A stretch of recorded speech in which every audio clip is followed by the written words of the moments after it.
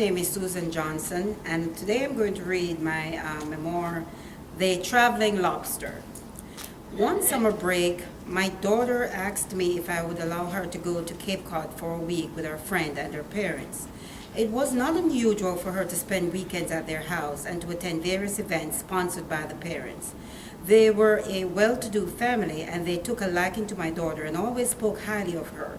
One of the parents called me to confirm if she could go, and I did not hesitate to say yes. My daughter was exposed to a life that we never lived at home and never even dreamed of. Whenever she spent the night at this friend's house, she had her own room, own bathroom, and ate the best food. She taught her sisters and I table etiquette that she learned from this family. She taught us how to use a knife and fork, not putting our elbows on the table when we ate, and basic table manners. Her sisters and I were happy that at least one of us were friends with the rich, because when she would come home from these trips, we would have an insight as to how they lived. I can recall the day when the family took my daughter shopping, and the price tags on the clothing that they bought her was stunning. One shirt was for $150. We never spent that amount on clothing at any given time.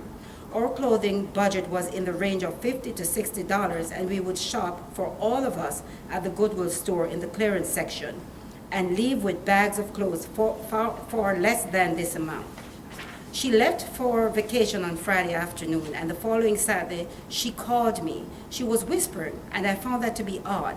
She then told me that she was in the bathroom at a very expensive restaurant and that the family had ordered lobster. We had never heard of or had lobster before, and she was very excited. She explained that it looked like a crab, but much bigger and much more expensive. I was happy for her.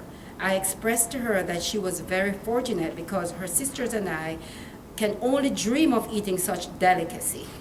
In that moment, she said, "Mom, do not worry. I am taking a piece so you all can taste it." I laughed so hard. "How are you going to take us a piece when you still have 4 more vacation days to go? How is that possible?" She started laughing and stated, "I am not going to eat this nice lobster and not share it with you guys. I am going to find a way to take a piece home, not to worry." Before we said our goodbyes, I told her that she should have fun and bring us back the juicy details. Fast forward to the end of the vacation.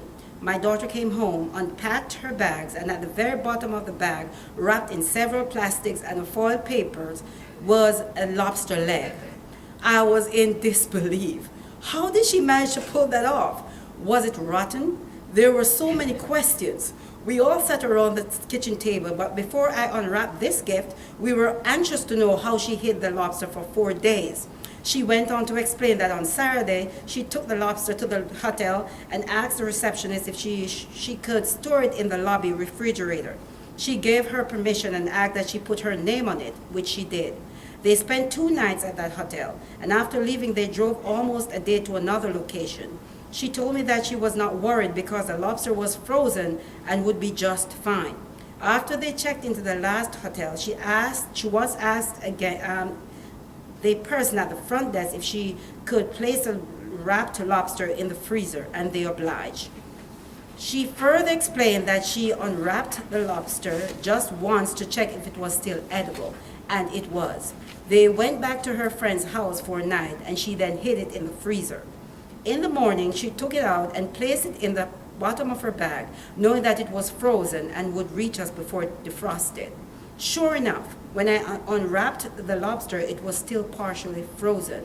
We examined the lobster, looked at it in awe, and asked her how we would get to the meat. She had no lobster cracker, but we did just fine with our teeth. We tasted the lobster for the very first time and had a difference of opinion concerning its worth and appeal. Since then, we have had lobster on many occasions, but we'll always remember the first time. There are days when my girls and I reminisce about events like these and think of how far we have come. We will never take for granted the experiences that shaped our lives and what made us laugh in the midst of trying times.